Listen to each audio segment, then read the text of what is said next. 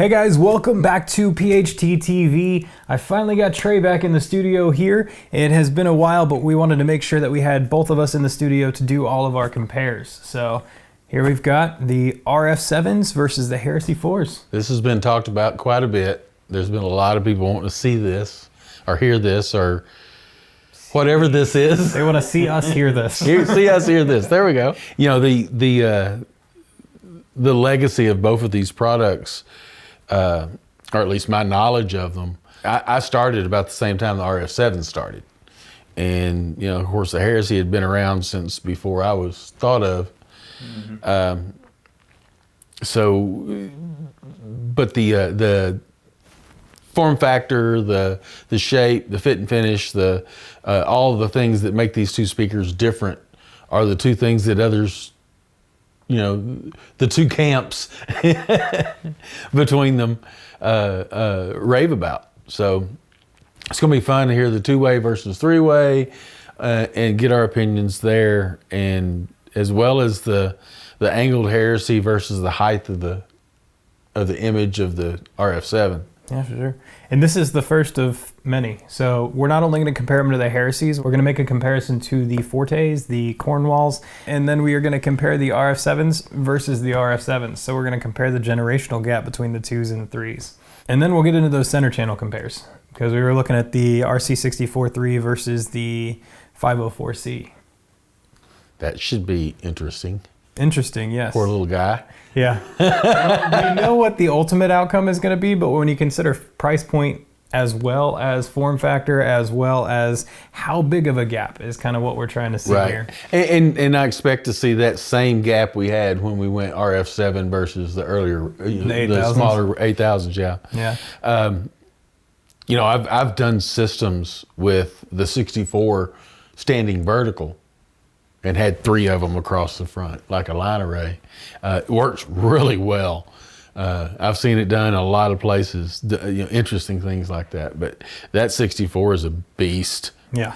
We've got it already set up here because I'm already using it for home theater when we're not doing this stuff. But one other additional item is I have added this SPL meter to the back here. It is not calibrated. This is just a... For fun? Kind of, yeah, just for fun, because I mean, I could adjust the levels in my editing software all I want, and you guys will never know exactly how loud we're listening. But if you have this camera angle, you can kind of get a rough idea of what we're hearing. Right. So, we've also added this season, you guys know from the last couple videos, we've added the other mic, so that you guys are hearing the music through this. We have our lapels, but you're hearing the... I keep thinking you're going to lean over and kiss me every time I see something right there. I'm like... Yeah. From my perspective, like, I can only see a 3/4 of Trey's face here. Pretty much that's it. So we've got camera 1, camera 2, camera 3, and camera 4 back here showing you the mic's perspective as well as the SPL meter's perspective.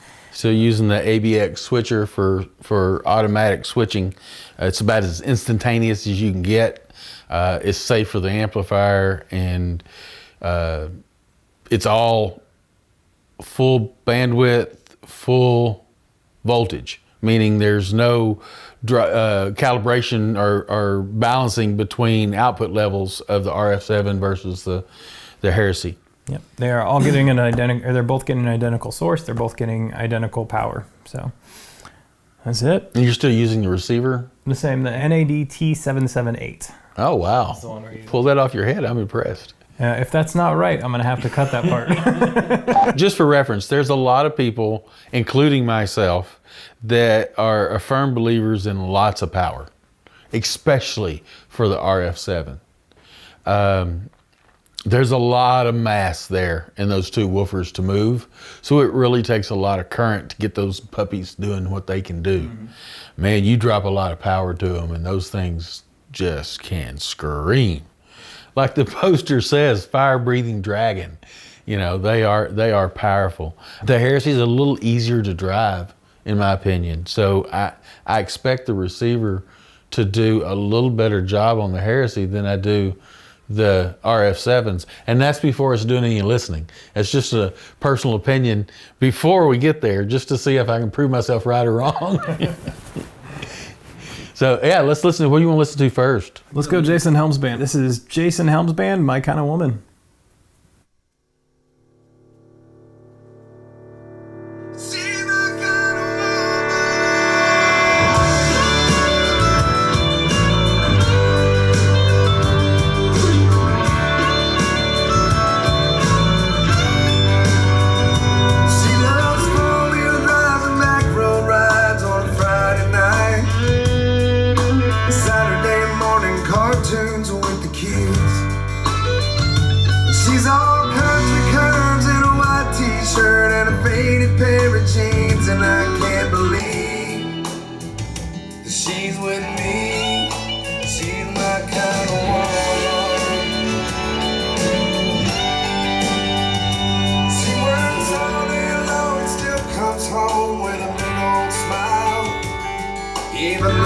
knows her work is never done.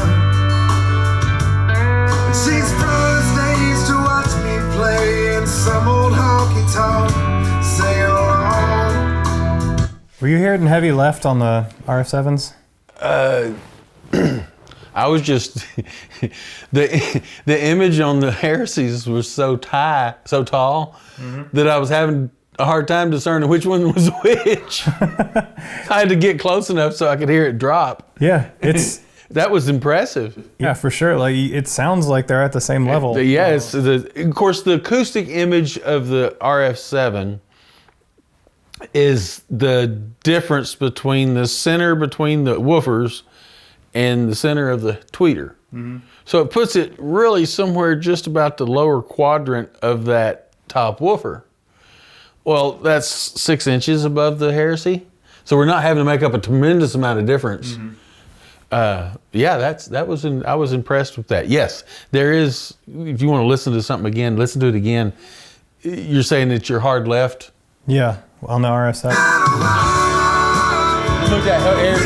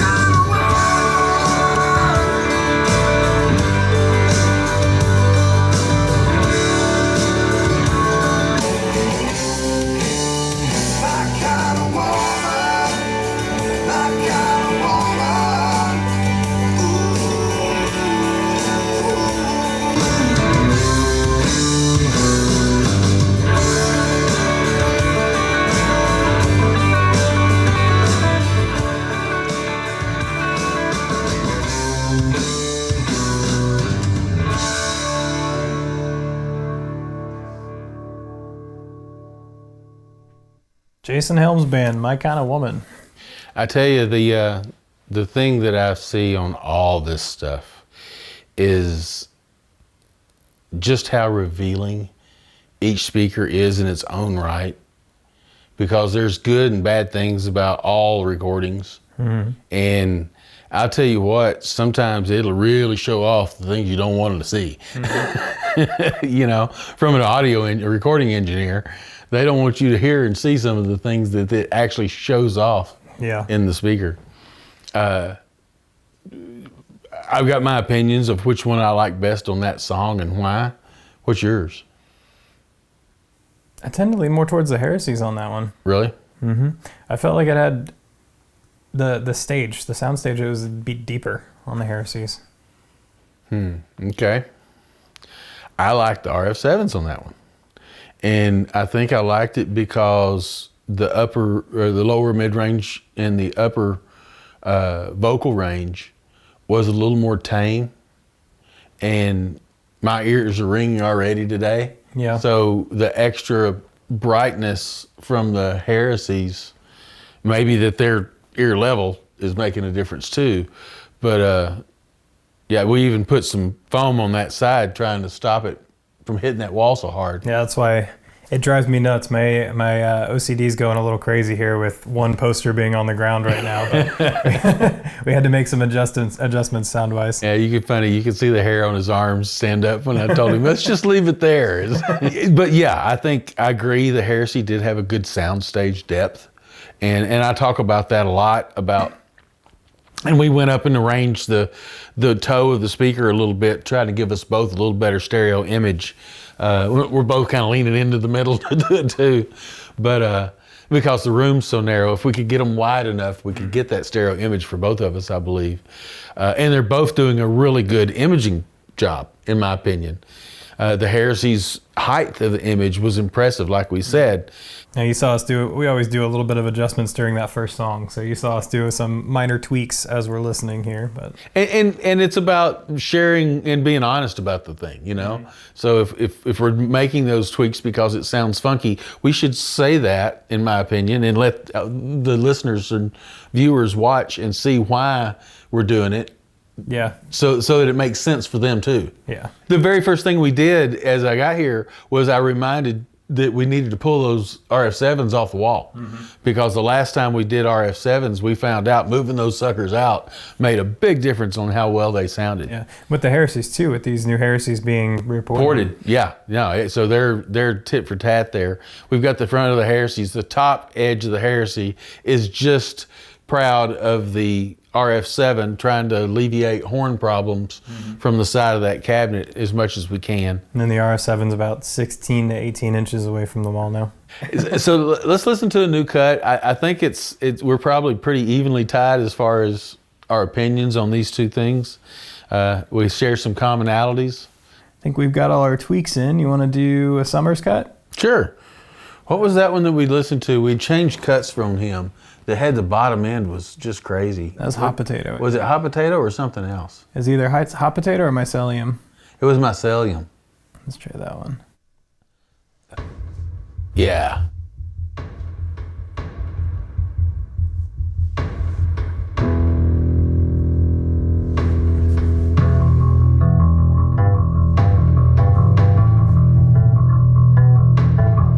The SPL meter turns off.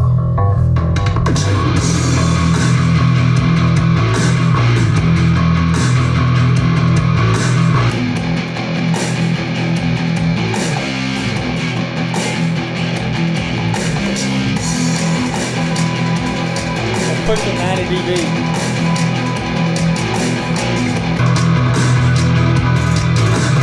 Pushing 95 dB. Right around 90 according to that. We're about 5 dB off. I told you I was ringing.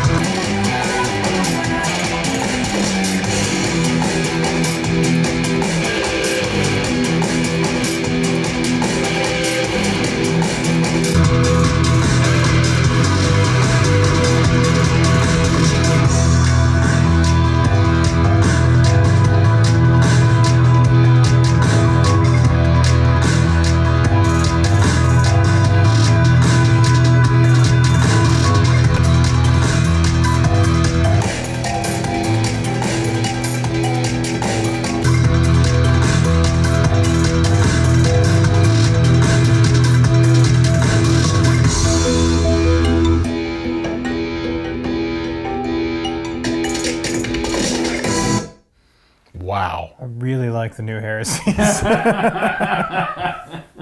I'm sorry, the Heresy just kicked RF7's ass on that cut.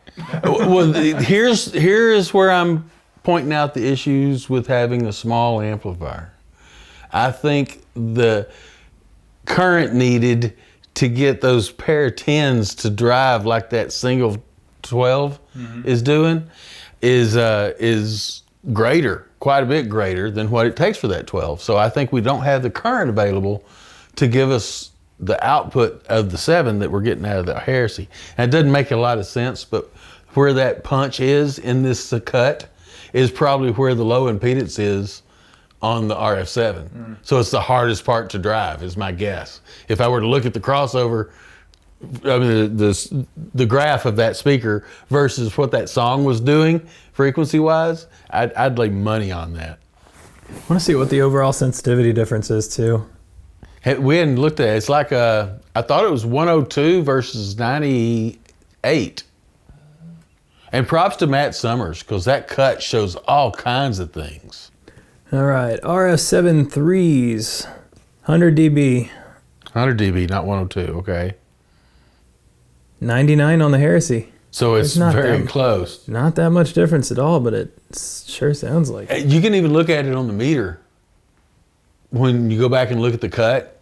Yeah, it's hard. You guys see me looking, trying to go like this. And I said what I said so you could look at it on the meter and compare what I said versus what, just to see how calibrated I am. Yeah. I think when I looked before, what did we say? You were about 5 dB off? 5 dB off. But dude, that sounds like 5 or 6 dB difference between those two speakers and output, just because of the efficiency of that 12 versus the 210s. Let's check something else out. What do we got? Well, you know, if it's rocking that hard, let's go on over to the rocking tune. The Draekon? Dracon, yeah. All right, this is going to be Draekon, the value of all.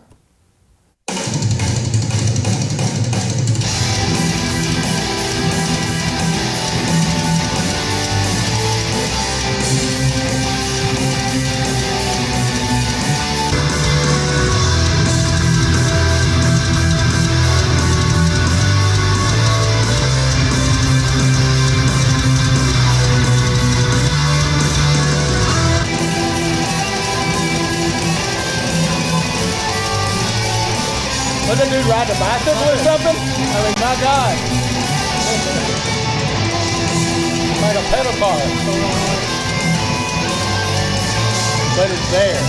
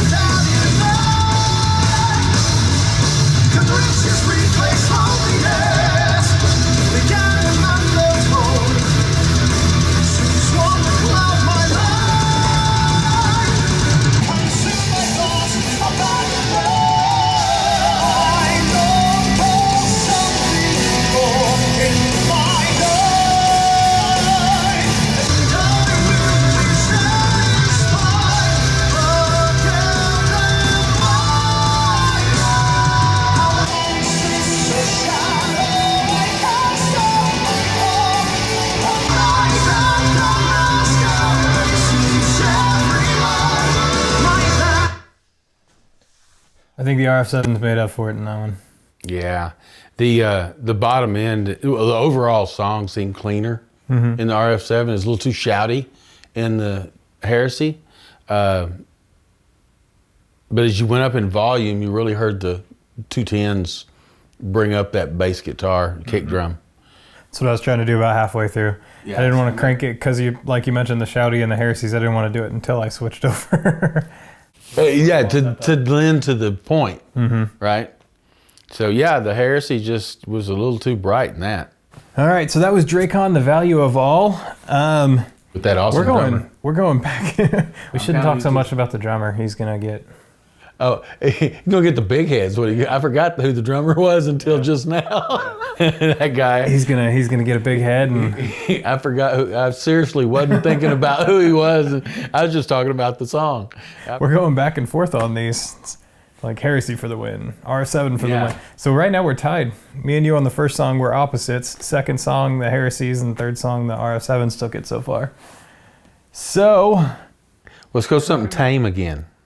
Tame. Yes. Do you want to do? Oh, you want to do the Trey? Yeah, Trey Johnson. Trey Johnson, Bring My Baby Home. Let's check it out. Guitar and a stomping foot.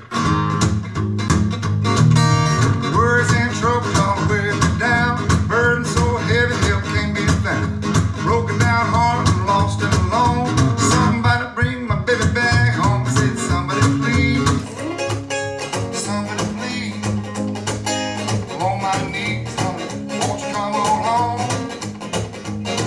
This heartache here ain't leaving soon. Drowning in tears, midnight noon. Breaking down and holding on. Somebody bring my good girl home. I said, somebody please, somebody please. Y'all, I'm on my knees, honey, won't you come on home? You know the shape I'm in, y'all sad to see. Where she's been, it don't matter to me. Wonder what in the world I did so wrong. Somebody bring my baby back home. I said, somebody please, somebody please. Y'all, I'm on my knees, honey, won't you come on home? Come on, baby.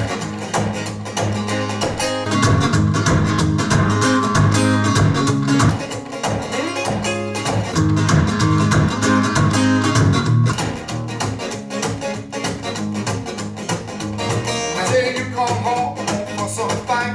They was wrong, I'll make it alright. I can't do it on here alone. Somebody bring that girl back home. Said somebody please, somebody please. Y'all, I'm on my knees, honey, come on home. Come on. I said, come on back. I need the girl. Walk your bicycle back through that door. I said, I'm on my knees, honey, won't you come back home? Yeah. How's that? I almost always get caught up in the song so much I forget to listen to the speaker. Yeah, I forget to change sometimes. You get to enjoying the song so much. Wow. At one point, They both had their perks. in my head, I heard live and studio. Mm-hmm.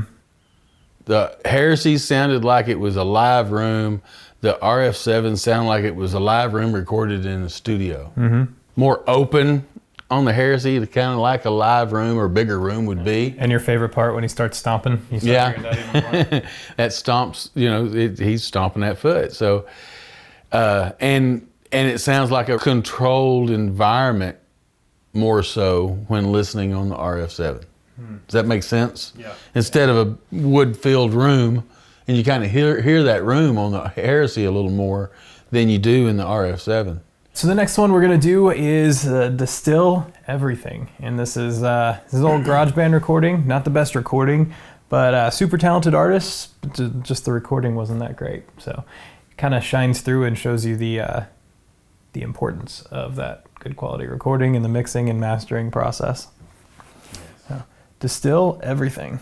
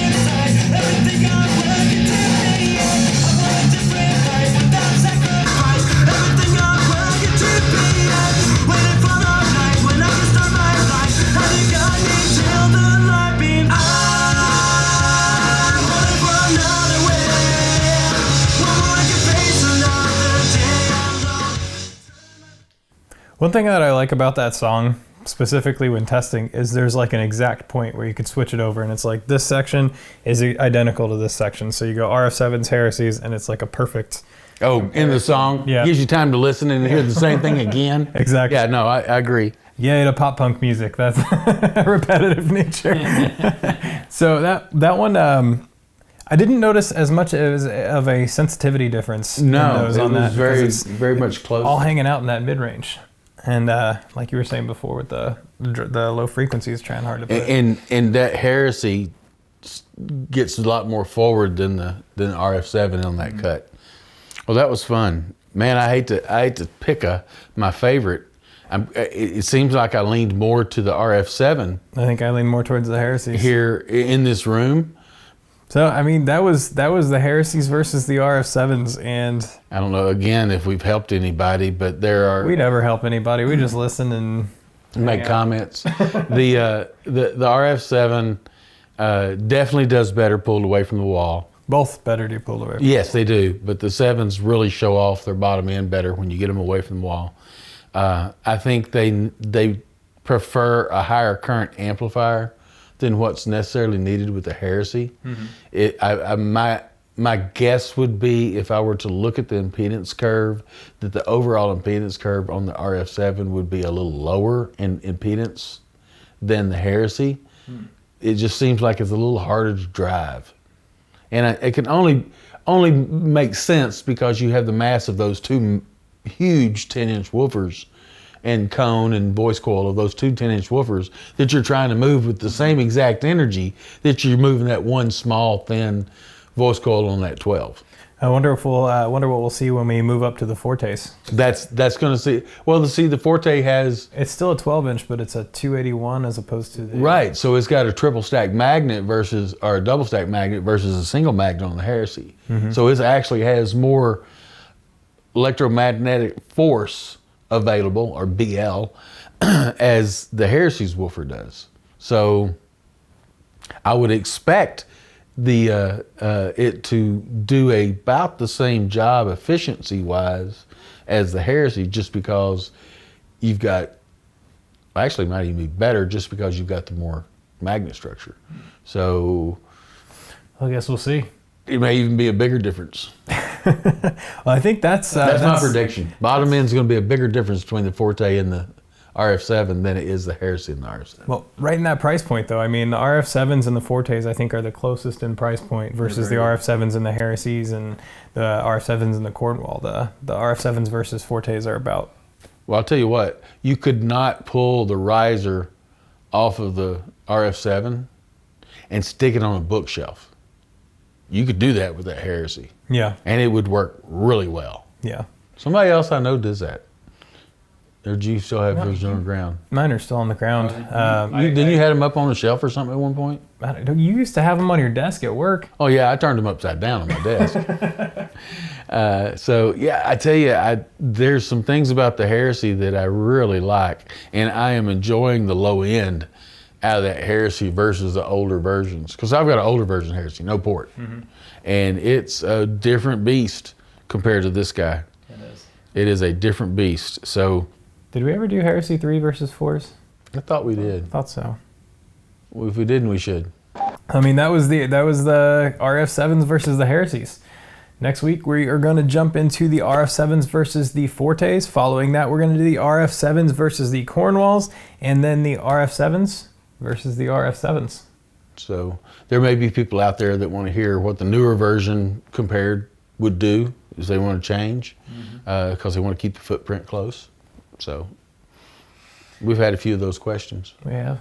So I think that's going to be about all we have for you today, guys. Stay tuned for next week's RF7s versus the Fortes. Make sure you like and subscribe below. Until then, I'm Jason. I'm Trey. See you next week for another episode of PHT TV.